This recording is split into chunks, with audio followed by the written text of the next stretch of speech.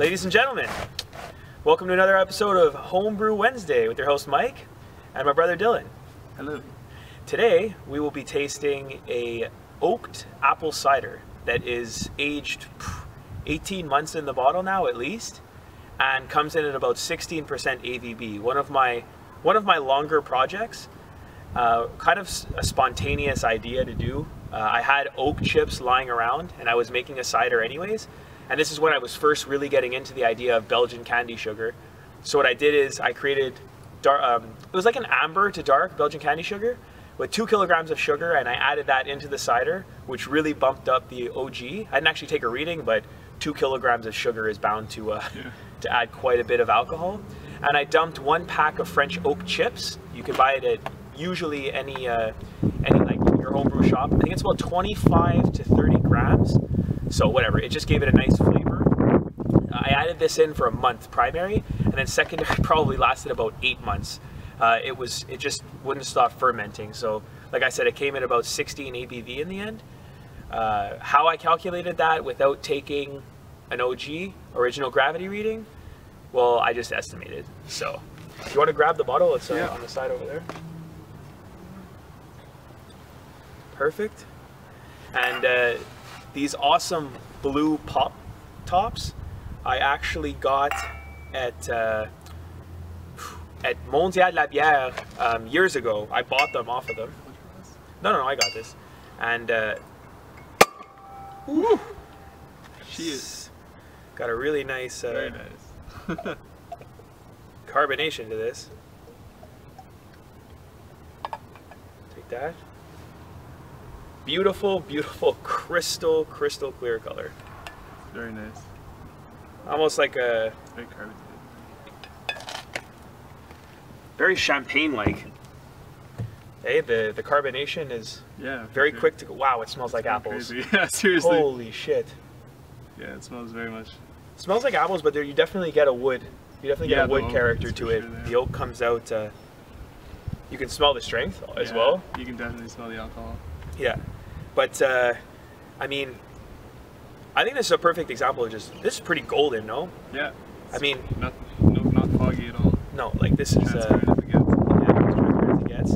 What I really like though is the aspect of the carbonation is that the bubbles are at the bottom like they would on a champagne. That's because the yeast that I chose to use for this, to get the ABV down as much as possible, ABV up and sugar levels down as much as possible, was to add a champagne yeast. So it actually has a lot of the characteristics of champagne, yet still kept a remarkable bouquet of fresh. I'd still say fresh apples, but the oak is very powerful in the nose. I think it actually beats the apple. That's pretty damn cold today. Yeah, it just got cold. I don't know, the wind picked up or something? Holy my hand shit. is in pain. But I'm wearing sunglasses because it's still beautiful outside. And last time I filmed a video outside, the first one, it was too late and I didn't have to wear sunglasses, and I love wearing sunglasses, so touche. Oh my god. Alright, so let's go in for a little bit of taste. Cheers. Cheers.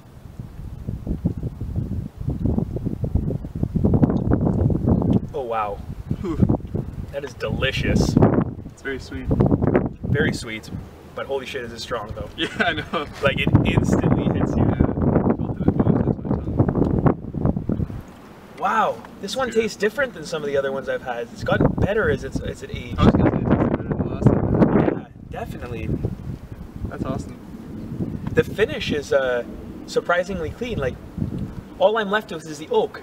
Yeah, in the back of the throat. In the back of the throat, you're just left with an oak character, but a very, like, I don't know how to describe it. It's like, when I say light oak, I don't mean like a light flavor. I mean as if the oak itself was a light wood. Like, it's very, it's not like a, I don't know, it's just it's a very light, it's a pure oak. There's nothing else.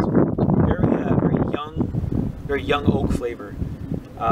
The apples are there in the nose. Like I said, the oak's overpowering, but there's definitely a nice balance. In the taste though,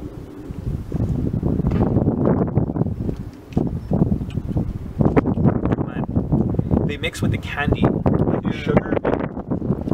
There's really a candy flavor to it. That's definitely the candy sugar itself. Like I said, it was amber, which probably, I mean, I'm surprised it actually didn't add a darker aspect to the beer. I think this might have gotten lighter as it's aged. Carbonation level was perfect. Yeah, that's very nice. Yeah. But Taste is great too. yeah, It's just right, I think. But wow, this is absolutely incredibly dangerously strong. Yeah, you wouldn't know. This could just knock someone out in an instant.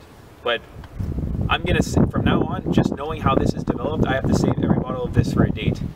Because this is like, this is just the female pleaser right here. Yeah, it's really sweet. For sure. I like it. Boy, that's, I don't even know what else to say about this one. It's just it's a beautiful, I mean, this took so long to make. It is, like I said, it's been in the bottle for 18 months. It took almost a year to get to the bottle. That's 2.5-year-old product from start to finish. Like, yeah, it is. but you can appreciate like a developed product. You know, like this is refined. Yeah, for sure. Like the aftertaste. You can tell.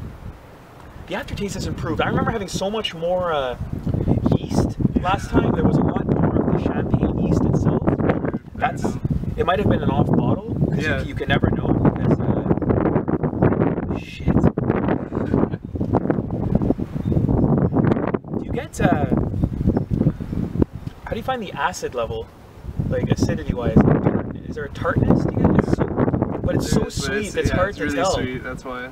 But you can taste it somewhat with the aftertaste. I get acidity. In the smell. Yeah, you can smell it. It smells like juiciness. The juiciness, but it's like really a mix of like, I don't know if there's, wow, it's getting cold. I don't know if the wood actually adds any acidity, but the alcohol and acid apple balance. I feel like as we're sitting here, and I smell, the more I taste, the more apple comes out of it. Like if you stick your nose in now, like before the oak was prominent, now I'm getting more apple characters. Like if you swirl it around and then take a whiff right away, I get a lot more apple. A lot more apple. It's like I don't know what kind of apple. Honestly, it's Macintosh farm pit like. Okay, yeah, the juice. Yeah, and but it's like when you go apple picking, that's the type of apple. Yeah, it's not Granny Smith. It's not like reds. What's the what are the red ones called? Snow White apples. Whatever, but it's definitely it's just a sweet apple. There's no tartness to the apple. There's acidity, but that's just because well, apples give a natural acidity. But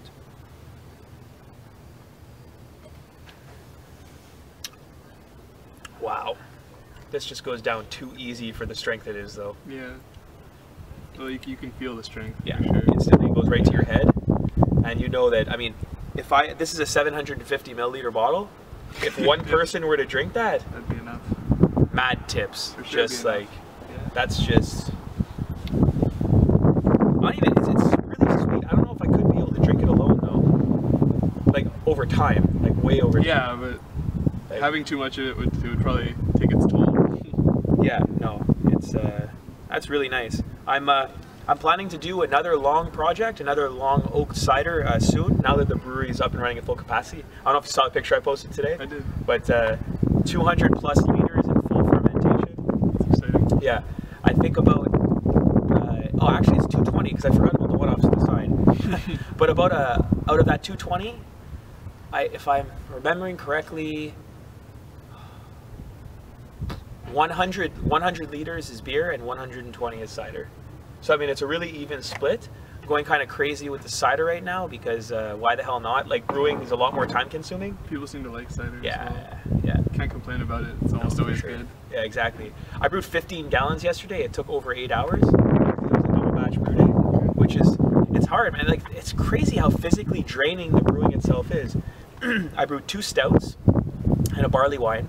And we tried to bump up the bar. Actually, what's cool is that my friend's barley wine, I made Alexi, I'm brewing it for his birthday. And we're actually making, like, I don't know if it's ever been done before, but a green apple barley wine. Like, he wants a Granny Smith flavor in his barley wine, which is really awesome. How I'm gonna do that, as the project goes on, I'll keep you guys posted. I might actually add oak because I feel like the oak and apple will really, like it did here, it'll really play off each other. I will be doing some sort of sugar syrup concoction. Yeah, I know it's cold. We'll wrap it up, and then eventually that will get into the bottles. But that's another long project. Unfortunately, the original gravity only came to 1060, which, for those of you that know, barley wine is quite low for a barley wine. I was originally aiming for a really high, like we're talking 13-14% alcohol. I'm hoping to make up for some of that with the sugar itself, because that'll, like it did with this, a big impact. It'll really boost it up.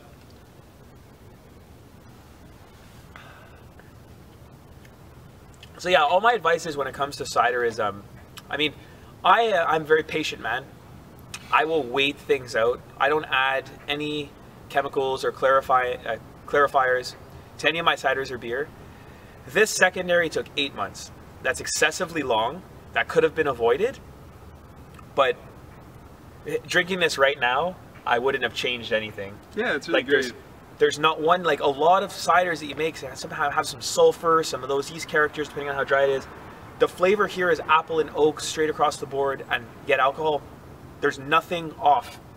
Does how long you let it sit, is it supposed to affect the clarity? Well, the clarity, because it's carbonated, is going to push all the sediment towards the bottom of the bottle. Okay. But again, anytime you pour it, like now that we poured 2 glasses of this, and I kind of tip the bottle back up twice, any other... starting to wash around. Yeah, it'll definitely be less clear. That's why the first pours are always key. Yeah. So when you impress, when you do that date, you're going to want to... give the first glass. Yeah, the first impression, first glass, pour it for her. And don't be selfish, don't be greedy. All right, so that's pretty much all I have to say. Like I said, tips for making cider is be patient. And I say let nature take its course, but people will argue that why wait the length of time? I mean, it depends on your situation. This wasn't cold crashed. Again, it was summer, and I didn't have temperature control, so that definitely affected that. But yeah, play around with the different types of sugar you can use. Try making a candy sugar. I promise the cider will have a really unique characteristic to it. Add oak. It'll give that impression that it's actually been barrel aged, which is awesome. I mean, it speaks for itself. And yeah, I prefer my ciders with a tad of carbonation. This is perfect. Give a nice little head when we pour them, dissipated very fast because it's champagne yeast, and just is sparkling, not carbonated, no beer characteristics, just sparkling. So thanks for watching. Been a pleasure sitting with you guys. Thank you, Dillon. Cheers again. I'll need to get you a refill after this video is done. And yeah. Email me, message me, comment on the video for any more tips on cider. I'm always making it. I mean, apple cider is traditional. It's the basic one. I'm always going to resort back to it no matter what flavors I'm messing around with. Thanks for watching. Share the video, you know, on Facebook, from YouTube. Subscribe. Tell your friends. I'm really here to educate the sober mind. I love that slogan. And cheers, guys. Happy Homebrewing Wednesday. And thanks for joining. Next time. Yeah. Bye.